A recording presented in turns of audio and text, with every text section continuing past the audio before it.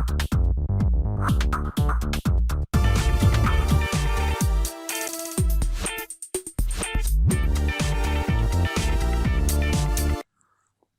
Friends and welcome to Abhyas tutorial YouTube channel.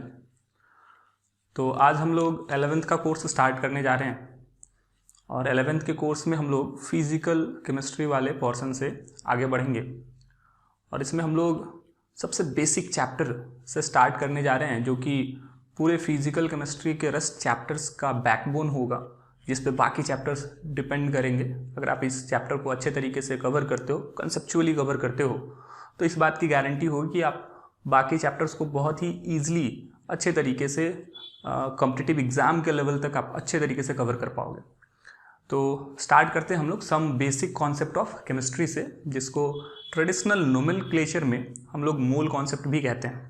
मोल जो कि amount का ऐसा यूनिट होता है, मोल जो कि सभी तरह के सब्सटेंसेस का एक बेसिक कंपोनेंट होता है, चाहे वो सॉलिड फॉर्म में सब्सटेंस एग्जिस्ट कर रहा हो, लिक्विड में हो, गैसियस फॉर्म में हो। तो हम इस चैप्टर में बेसिकली मोल के बारे में स्टडी करेंगे। तो इसको स्टडी करने से पहले हम लोग थोड़ा सा अर्ली स्टेजेस में जाते हैं। पहले देखते हैं कि केमिस्ट्री किस तरीके से इवॉल्व हो रहा होगा और थोड़ा सा हम लोग इसको पीछे से लेकर के आते हैं, जिससे आपका एक इंटरेस्ट डेवलप हो। तो अर्ली स्टेजेस में ग्रीक के लोग जब हमारे सराउंडिंग को स्टडी कर रहे थे तो उन्होंने ये पाया कि हमारे यूनिवर्स में डिफरेंट तरह के सब्सटेंसेस एग्जिस्ट करते हैं, जिसमें सब्सटेंसेस सॉलिड फॉर्म में, एलिमेंट के फॉर्म में, कंपाउंड के फॉर्म में, प्योर सब्सटेंसेस के फॉर्म में, इम्प्योर सब्सटेंसेस के फॉर्म में, क्रिस्टलाइन सॉलिड के फॉर्म में, या पाउडर्ड फॉर्म जिसको आप एमोफस सॉलिड कहते हो। इस तरह के डिफरेंट वेराइटीज़ ऑफ फॉर्म में एग्जिस्ट करते हैं। एज वेल एज जो सब्सटेंसेस गैसेस फॉर्म में एग्जिस्ट करते हैं उसमें भी डिफरेंट टाइप की वेराइटीज़ अवेलेबल है। कुछ गैसेस लाइफ सपोर्टिंग है, कुछ गैसेस लाइफ को सपोर्ट नहीं करती है। जैसे लाइफ सपोर्टिंग गैस के रूप में ऑक्सीजन है, और लाइफ को जो सपोर्ट नहीं करती जैसे नाइट्रोजन, कार्बन डाइऑक्साइड, ये सभी गैसेस हमारे एटमॉस्फेयर में मौजूद है। तो इन सभी सब्सटेंसेस को अच्छे तरीके से स्टडी करने के लिए साइंटिस्टों ने कुछ बेसिक केमिकल कॉम्बिनेशन के लॉज दिए, जिसके थ्रू हम लोग इन सभी टाइप के कंपाउंड्स को आसानी से बहुत अच्छे तरीके से समझ सकते हैं। ठीक है, तो एक्चुअली हम लोग इस चैप्टर में उन्हीं केमिकल लॉज को कवर करेंगे, जिससे हमारा एक जो बेसिक अंडरस्टैंडिंग है कंपाउंड से रिलेटेड, एलिमेंट से रिलेटेड, उनके constituent particle like atom, molecule, ions, उन सभी से रिलेटेड एकदम अच्छे तरीके से क्लियर हो पाए। तो हम लोग स्टार्ट करते हैं मोल कॉन्सेप्ट से। लेकिन एक और पॉइंट स्टार्ट करने से पहले मैं क्लियर कर दूं कि ये चैप्टर जो है वो सारे चैप्टर्स का जो है वो एक तरह से बैकबोन है, जो मैंने पहले भी कहा। तो आपको इस चैप्टर को बहुत ही अच्छे तरीके से कवर करने की ज़रूरत है। और इस चैप्टर के लिए जो सबसे इम्पॉर्टेंट बात ये है कि इसमें जब आप न्यूमेरिकल सॉल्व करेंगे तो इसमें एक फिक्स टाइप की वैरायटी आपको नहीं मिलेगी। यहाँ पे मतलब डिफरेंट टाइप के क्वेश्चंस अवेलेबल होंगे, यानी कि आपसे रिक्वायर्ड ये है कि आप सभी अलग अलग तरह के क्वेश्चंस को करें, यानी कि ज़्यादा से ज़्यादा प्रैक्टिस करें। जितनी भी वेराइटीज़ मैं आपको लेक्चर्स के दौरान आपको समझाऊं या जो भी टॉपिक्स मैं आपको कवर कराता हूं, तो उस पर आप सारे डिफरेंट टाइप के न्यूमेरिकल्स को कवर करें, जो कि कहीं ना कहीं आगे के चैप्टर्स में आपका बहुत ज़्यादा हेल्प करेंगे। ठीक है, और ये थोड़ा सा लंबा चैप्टर है, थोड़ा टाइम भी लगेगा, लेकिन हम लोग इसको अच्छे तरीके से कवर करेंगे। तो चलिए हम लोग स्टार्ट करते हैं some basic concept of chemistry, या इसी को हम लोग मोल कॉन्सेप्ट 1 भी बोलेंगे। तो इसमें सबसे पहले हम लोग मैटर से स्टार्ट करते हैं कि मैटर एक्चुअली में होता क्या है। तो मैंने यहाँ पे सिंपल सा डेफिनेशन आपको प्रोवाइड भी कर दिया है। देखो, कुछ चीज़ें इस चैप्टर में आप जानते होंगे पहले से। जो भी चीज़ आप जानते हैं कोई दिक्कत नहीं, आप बस उसको और अच्छे तरीके से कंसेप्चुअली अंडरस्टैंड करने का कोशिश करना। ठीक है, तो मैटर को अगर हम लोग डिफाइन करें तो सिंपल वे मैंने लिखा है कि substance that can occupy mass, volume and possesses inertia is called substance. भी ऐसा सब्सटेंस जो मास ऑक्यूपाई करता हो, वॉल्यूम कंटेन करता हो, as well as inertia possess करता हो वो हमारे लिए मैटर कहलाएगा। तो आप इस टर्म को अच्छे तरीके से कंसेप्चुअली क्लियर भी कर पा रहे हो, चाहे कोई भी फॉर्म हो, सॉलिड हो, लिक्विड हो, गैसेस हो, सभी में कुछ ना कुछ वॉल्यूम ऑक्यूपाई करने का टेंडेंसी होता ही है, एज वेल एज उसके जो कॉन्स्टिट्यूएंट पार्टिकल्स है वो कुछ ना कुछ मास कंटेन करते हैं। यानी कि कोई भी ऐसा सब्सटेंस जो mass as well as volume contain करता हो, साथ ही साथ फिजिक्स पॉइंट ऑफ व्यू से सोचे तो फिजिक्स पॉइंट ऑफ व्यू से मैटर का जो बेसिक कैरेक्टरिस्टिक होता है वो इनर्सिया होता है।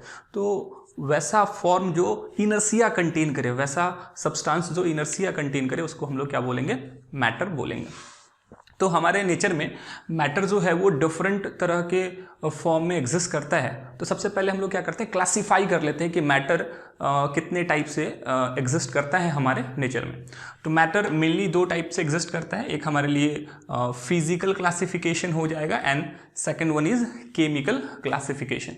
फिजिकल क्लासिफिकेशन में मेनली हम लोग सब्सटेंस को solid, liquid as well as gas के रूप में डिवाइड करेंगे। इसके अलावा आपने जो क्लासेस आपने कवर किए होंगे 9th या 10th में, उसमें आपने पढ़ा भी होगा कि प्लाज्मा स्टेट भी एग्जिस्ट करता है, as well as BEC that is Bose Einstein condensate भी एग्जिस्ट करता है। बट ये हमारा यहाँ पे कंसर्न नहीं है, हम लोग NCERT के अकॉर्डिंग चलेंगे as well as competitive level के अकॉर्डिंग चलेंगे। जो क्वेश्चंस पूछे जाते हैं उसी को हम लोग कवर करेंगे, ठीक है।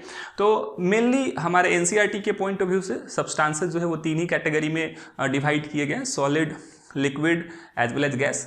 बट फिर भी हम लोगों को एक्चुअल प्रैक्टिस में देखने को मिलता है कि सब्सटेंस इसके इंटरमीडिएट स्टेट में भी एग्जिस्ट करते हैं। जैसे सॉलिड और लिक्विड के बीच में सेमी सॉलिड सब्सटेंसेस एग्जिस्ट करता है। जैसे आप एक पेस्ट ले लो तो पेस्ट जो है वो फ्लो करने का टेंडेंसी रखता है, बट थोड़ा थोड़ा वो सॉलिड भी दिखता है, यानी कि वो कैसा सब्सटेंस है? सेमी सॉलिड सब्सटेंस है। तो ऐसा पॉसिबल है कि नेचर में इन तीनों स्टेट के अलावे इंटरमीडिएट स्टेट भी एग्जिस्ट करे। इसके अलावे मैंने आपको प्लाज्मा और BEC के बारे में तो बताया ही, तो ऐसा पॉसिबल है, ठीक है। तो मेरे ख्याल से इन तीनों के बारे में आपने अच्छे तरीके से पहले स्टडी कर रखा है।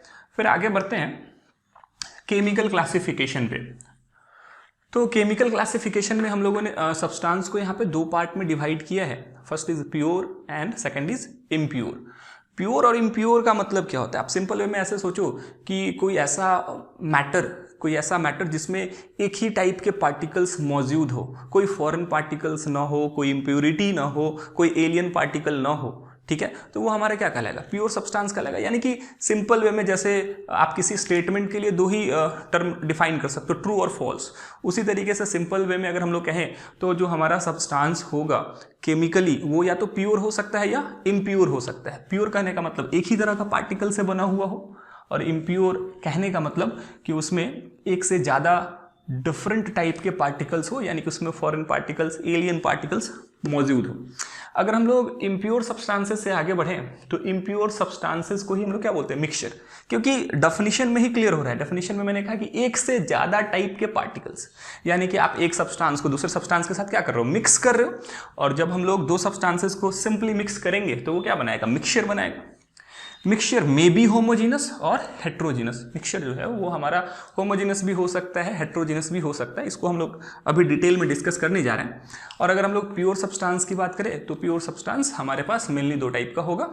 First is element and second one is compound. Element की बात करें तो एलिमेंट जो है वो एक ही तरह के पार्टिकल से बना होता है जो एटम्स कहलाता है, ये भी हम लोग देखेंगे आगे। और कंपाउंड में हमारे पास दो मेन फॉर्म होंगे। First is called organic and the second one is inorganic compound. तो ये हमारा होल क्लासिफिकेशन है मैटर का, जिसको हम लोग अभी शुरुआत में अच्छे से डिस्कस करेंगे। आई नो कि आप लोगों ने ये कहीं ना कहीं पहले से कवर कर रखा है, लेकिन इसमें कुछ नई चीज़ें आपको देखने को मिलेगी जो एग्जाम पॉइंट ऑफ व्यू से इंपॉर्टेंट है, ठीक है। NEET as well as JEE में इससे छोटे छोटे क्वेश्चंस आते हैं, और चूंकि हमको लगता है कि ये सब चीज़ें हमें आ रही हैं तो वहाँ पे जो है वो कन्फ्यूज़न क्रिएट हो जाता है। जो एक होता है कि डेप्थ लेवल पे एनालिसिस, वो आप नहीं करते हैं, तो इसको आप अच्छे तरीके से अभी कवर करिएगा, ओके। तो हम लोग स्टार्ट करते हैं होमोजीनस मिक्सचर। तो होमोजीनस का मतलब क्या होता है? होमोजीनस का मतलब दो सब्सटेंसेस का एक दूसरे में यूनिफॉर्म डिस्ट्रीब्यूशन। आप सिंपल वे में कह सकते हो कि अगर दो सब्सटेंसेस एक दूसरे में यूनिफॉर्मली रूप से डिस्ट्रीब्यूटेड है तो वो होमोजेनस मिक्सचर कहलाएगा। जैसे आप सिंपल एक एग्जांपल ले लो, आपने नमक पानी का एक सॉल्यूशन बनाया, आपने सॉल्ट को, दैट इज NaCl को वाटर में डिज़ोल्व कर दिया, और वाटर में डिज़ोल्व करने के बाद उसे आपने डिफरेंट लेवल से टेस्ट किया। अगर वो जो हमारा मतलब जो सॉल्यूशन है वो डिफरेंट लेवल से सेम टेस्ट प्रोवाइड करा, सेम ही नमकीन लग रहा, तो इसका मतलब जो NaCl के पार्टिकल्स है वो एक दूसरे में मतलब वाटर में क्या हो गए, यूनिफॉर्मली रूप से डिस्ट्रीब्यूट हो गए। ठीक है, तो इस तरह के मिक्सचर को हम लोग क्या बोलेंगे, होमोजीनस मिक्सचर, यानी कि यूनिफॉर्म डिस्ट्रीब्यूशन है तो वो होमोजीनस कहलाएगा।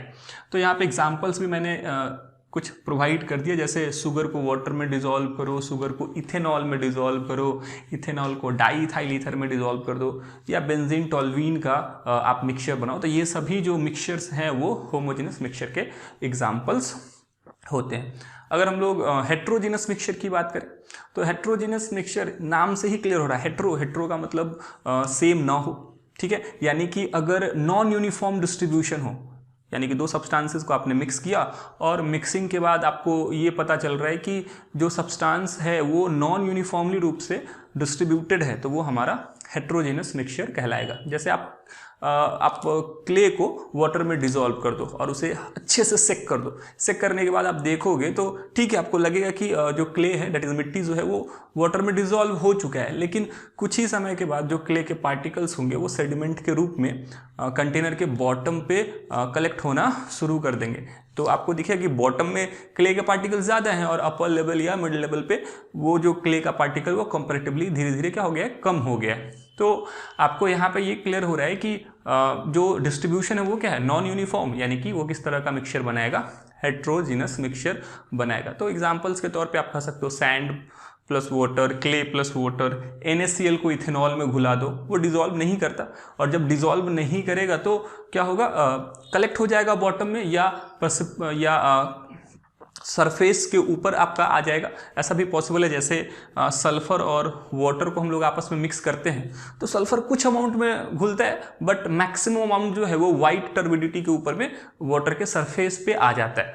तो इस तरह के केस में हम बताएंगे नॉन यूनिफॉर्म डिस्ट्रीब्यूशन, और ये हमारा हेट्रोजीनस मिक्सचर का केस हो जाएगा। ठीक है, तो होमोजीनस का मतलब यूनिफॉर्म डिस्ट्रीब्यूशन, हेट्रोजीनस का मतलब नॉन यूनिफॉर्म डिस्ट्रीब्यूशन। अगर हम लोग एक और अच्छे से एग्जाम्पल से कवर करें, जैसे हम लोग अपने एटमॉस्फेयर को देखते हैं, तो जैसे एटमॉस्फेयर में बहुत सारे गैसेज हैं, तो गैसेज में ऑक्सीजन है, नाइट्रोजन है, कार्बन डाइऑक्साइड है। तो अगर मैं ये सिंपल वे में पूछूं कि एयर में मौजूद ऑक्सीजन जो है वो किस तरह का मिक्सचर फॉर्म करता है, तो सिंपल वे में हम लोग यही याद रखते हैं कि गैसेज का मिक्सचर हमेशा क्या होता है, होमोजीनस होता है। तो आप कहेंगे कि जो हमारा एटमॉस्फेयर है उसमें मौजूद ऑक्सीजन जो है वो होमोजीनस मिक्सचर फॉर्म कर रहा है। लेकिन आप थोड़ा सा इसको और अच्छे तरीके से कंसेप्चुअली सोचो। अगर जैसे जैसे हम लोग हायर एल्टीट्यूड की तरफ जाएं, तो हायर एल्टीट्यूड की तरफ जाने के बाद ऑक्सीजन का जो डेंसिटी है एयर में वो धीरे धीरे डिक्रीज कर जाता है। इसको आप एक एग्जांपल से सोचो। आप हायर एलिवेशन यानी कि माउंटेन्स वगैरह पे जाओ, और वहाँ पे जाओगे तो आपको ब्रीथ करने में थोड़ा डिफिकल्टी होगी, और अगर आपने थोड़ा सा वॉक वगैरह किया या आप थोड़ा सा दौड़े तो आपको जो है वो ऑक्सीजन की कमी के कारण आपका सांस जो है वो फूलने लगेगा। तो ऐसा इसलिए हो रहा है कि हायर एल्टीट्यूड पे ऑक्सीजन थिनर हो जा रहा है, बट लोअर एल्टीट्यूड पे जो ग्राउंड लेवल पे वहाँ पे ऑक्सीजन जो है वो ज़्यादा डेंसिटी कर रहा है, थिकर है।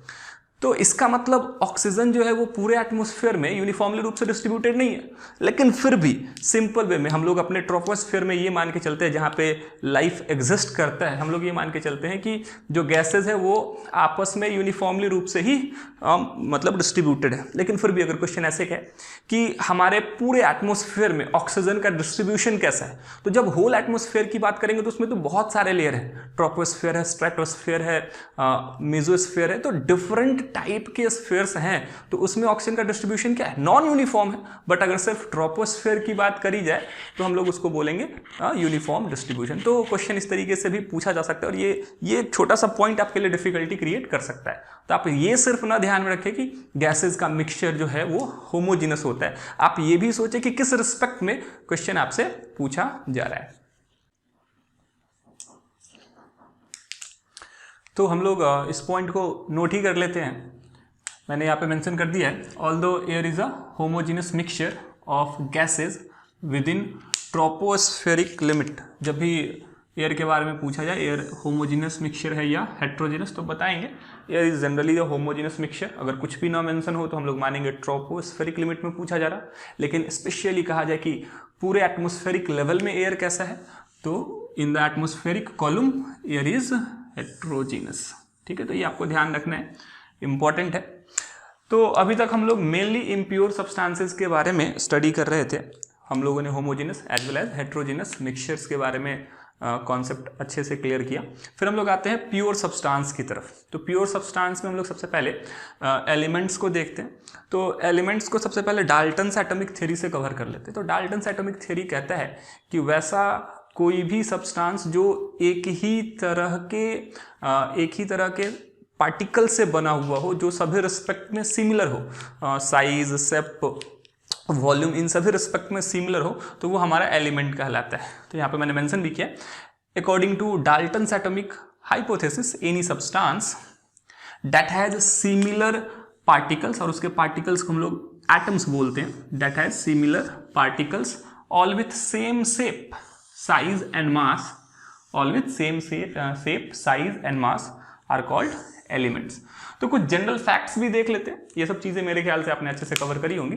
तो कुछ जनरल फैक्ट्स देखें तो मोस्ट ऑफ द एलिमेंट जो पीरियोडिक टेबल में मौजूद है, हमारे पीरियोडिक टेबल में जो जितने भी एलिमेंट मौजूद है, सभी एलिमेंट में जो मैक्सिमम नंबर है वो किसका है? मेटल्स का है। तो most of the elements in the periodic table are metals as well as they exist in solid state. फिर मैंने कहा है कि कुछ जो मेटल्स है वो लिक्विड स्टेट में भी एग्जिस्ट करते हैं, as well as gases state में भी एग्जिस्ट करते हैं।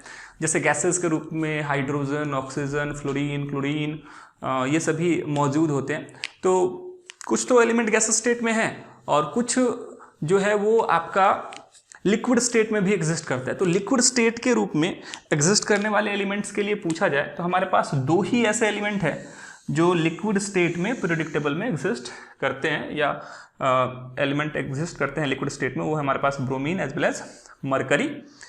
और लगभग 70% जो पीरियोडिक टेबल का एलिमेंट है वो क्या है? मेटल है। 70% of all the element is metal. इसके अलावा क्या होंगे? तो नॉन मेटल्स होंगे, मेटलॉइड्स होंगे, लेकिन मैक्सिमम मेजोरिटी जो है वो किसका होता है? तो मेटल्स का होता है। तो ये सब आगे और हम लोग अच्छे तरीके से कवर करेंगे। हम लोगों को पीरियोडिक टेबल भी पढ़ना है इनऑर्गेनिक केमिस्ट्री में, लेकिन बस मैं अभी छोटे छोटे फैक्ट्स आपको प्रोवाइड कर दे रहा हूँ।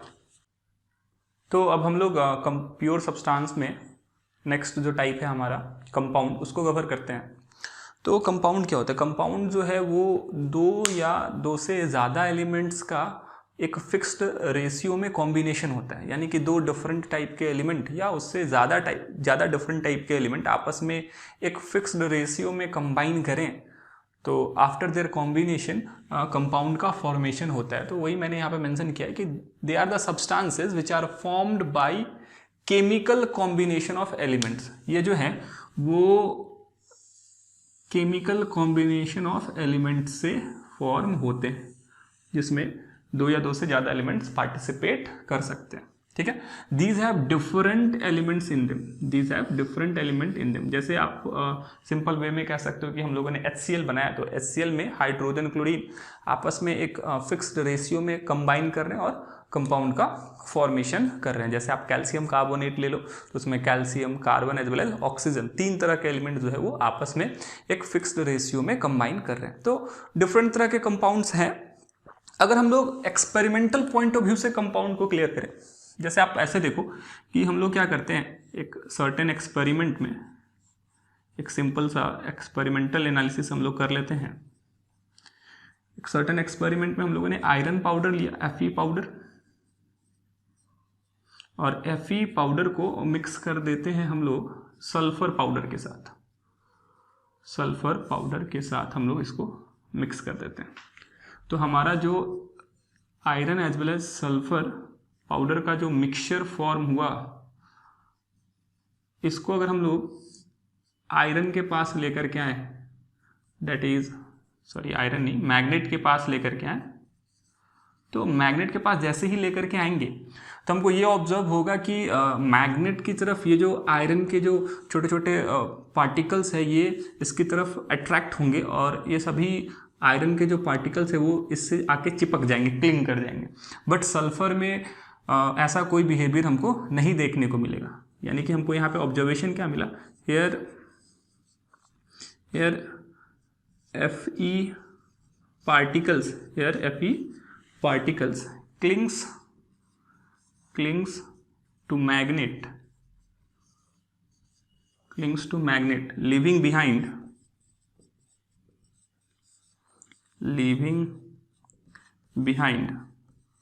sulfur। तो इसमें आपको ये देखने को मिला कि दो डिफरेंट एलिमेंट थे पाउडर्ड फॉर्म में, उनको हम लोगों ने सिंपली मिक्स किया और जब इसके पास मैग्नेट लेकर के आए तो आयरन के जो पार्टिकल्स थे वो मैग्नेट की तरफ अट्रैक्ट हो गए और वो इस मिक्सचर से इजीली क्या हो गया, सेपरेट हो गए। तो ये जो सेपरेशन का मेथड था, this is the physical method of separation. यानी कि जब आप किसी पर्टिकुलर मिक्सचर में से कंपोनेंट को फिजिकल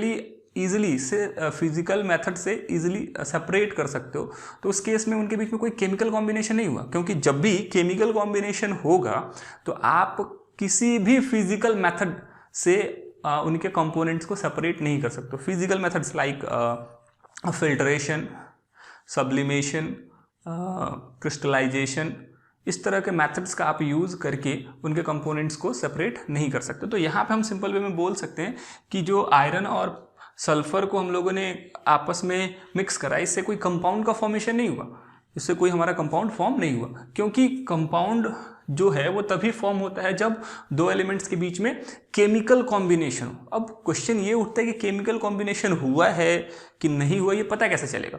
तो यहाँ पे तो सर कंपोनेंट जो है वो फिजिकल मेथड से सेपरेट हो गए। अगर फिजिकल मेथड से कंपोनेंट सेपरेट हो गए हैं यानी कि कोई केमिकल कॉम्बिनेशन नहीं हुआ है। अगर ये फिजिकल मेथड से सेपरेट नहीं होते तो मैं बोलता कि हाँ यहाँ पे केमिकल कॉम्बिनेशन हुआ है और जो नया सब्सटेंस फॉर्म होता वो जो है वो कुछ अलग तरह का प्रॉपर्टीज कंटेन करता है। जैसे इसी आयरन और सल्फर के पाउडर को, फिर से मैं इसी एग्जांपल को लेकर के चल रहा हूँ, मैं यहाँ पे मेंशन करूँ, मैं क्या करता हूँ, इस Fe पाउडर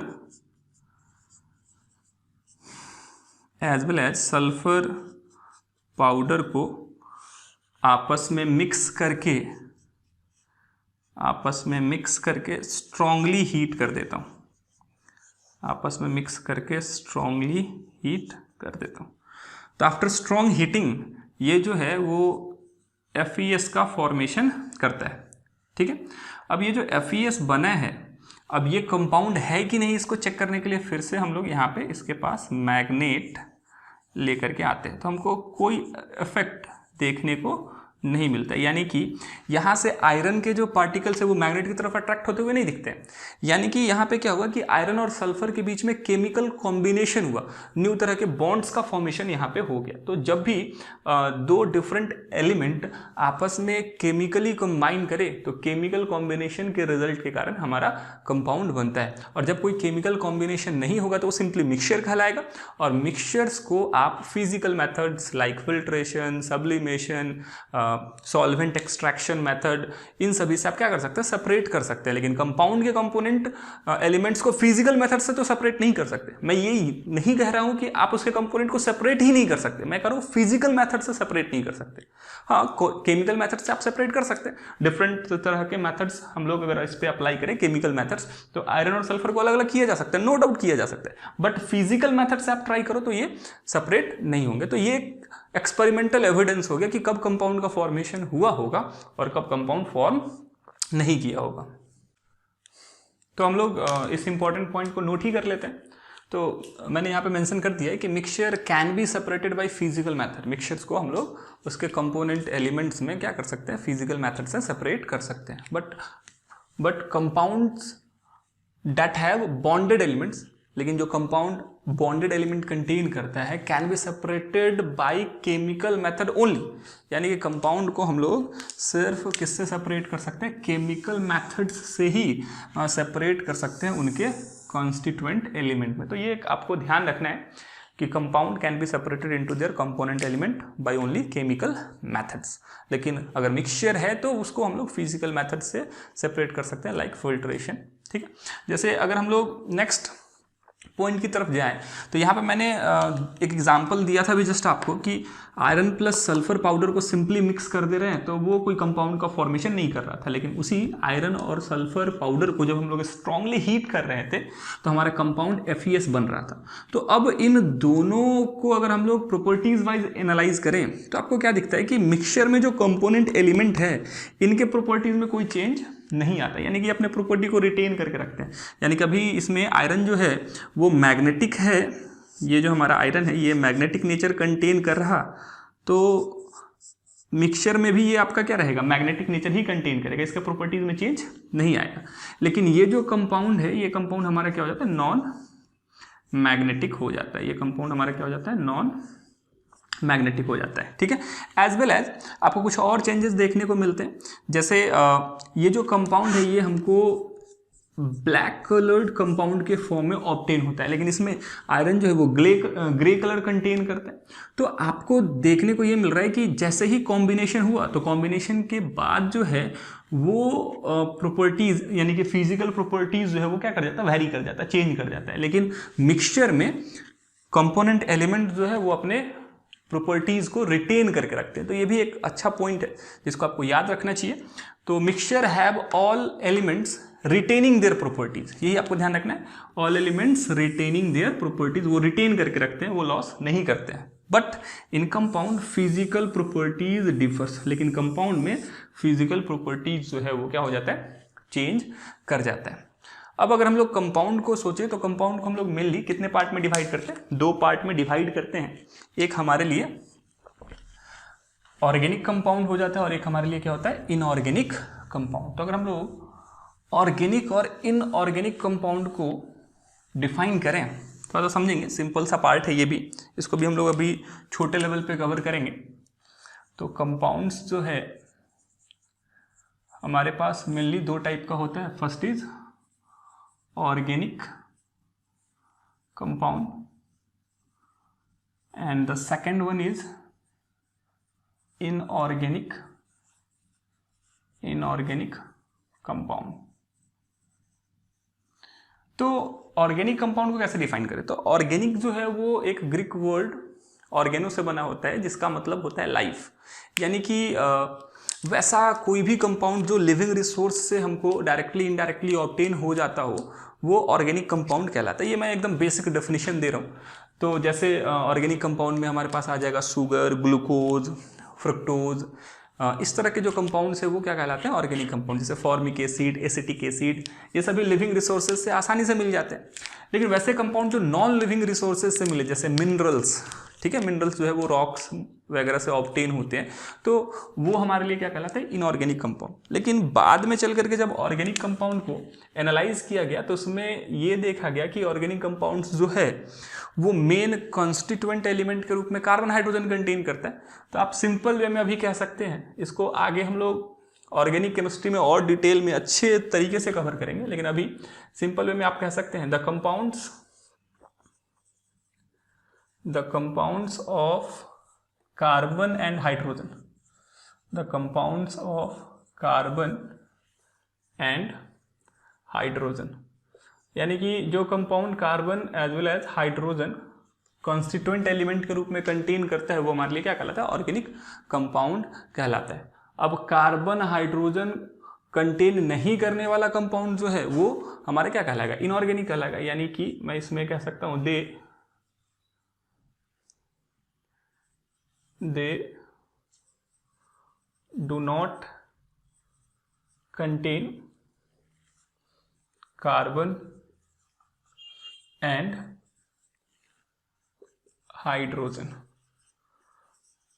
तो जनरली हमको देखने को मिलता है कि वैसा कोई भी कंपाउंड जो कार्बन हाइड्रोजन एक साथ कंटेन करता है वो ऑर्गेनिक हो जाता है, और जिसमें कार्बन हाइड्रोजन एक साथ मौजूद नहीं होते हैं वो इनऑर्गेनिक हो जाता है। इसके बहुत सारे एक्सेप्शंस भी है, और एक्सेप्शंस क्यों हैं इन सभी को भी हम लोग थोड़ा सा डिस्कस कर लेते हैं, एक अच्छा सा अंडरस्टैंडिंग डेवलप करते हैं कि ऑर्गेनिक क्या होता है और इनऑर्गेनिक क्या होता है।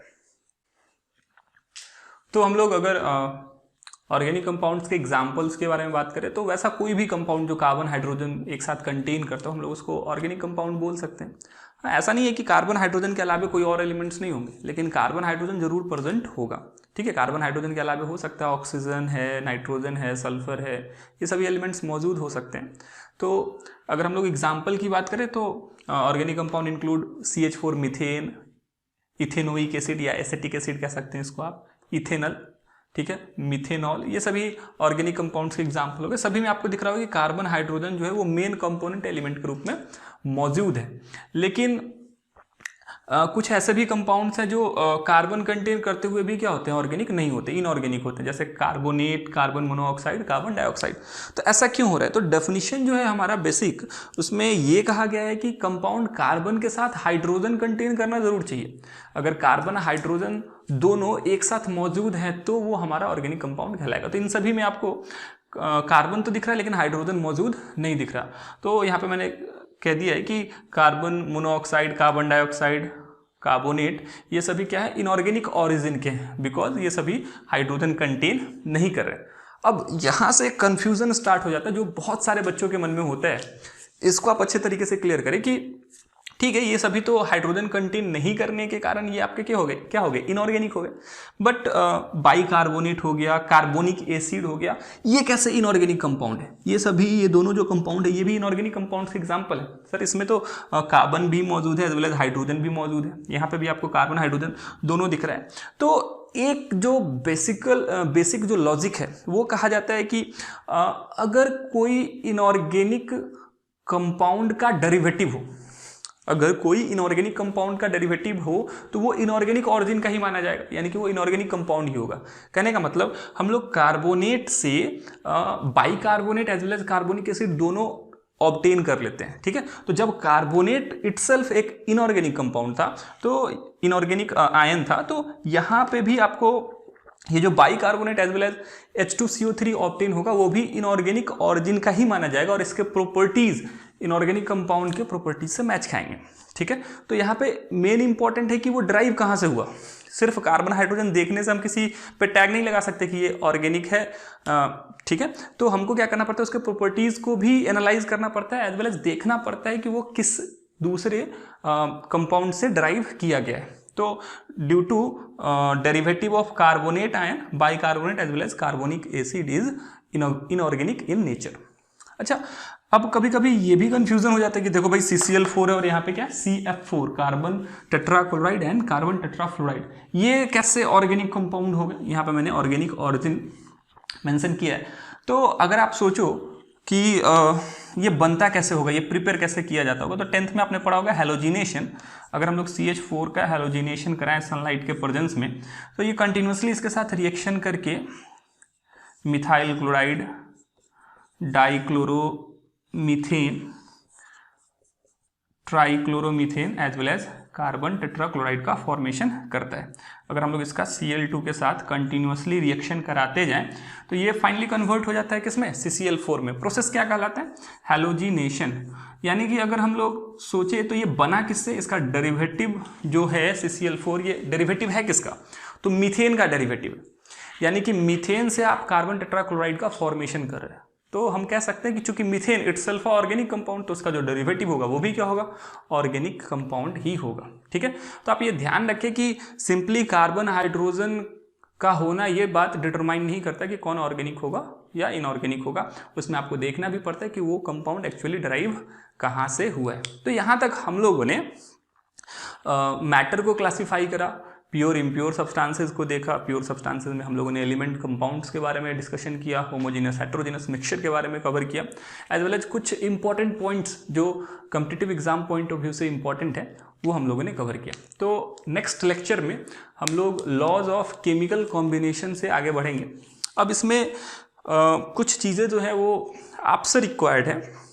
रिक्वायर्ड ये है कि अभी आप 50 एलिमेंट का नेम, सिंबल वगैरह आप अच्छे तरीके से कवर कर लेंगे, और जो बेसिक डेफिनेशन है जैसे वैलेंसी है, थोड़ा सा प्रेडिक्टेबल का कॉन्सेप्ट है जो आपने 10th में पढ़ा होगा, ये सब चीज़ें आप थोड़ा सा कवर कर लेंगे, जिससे अगले लेक्चर्स में हमको आसानी होगी।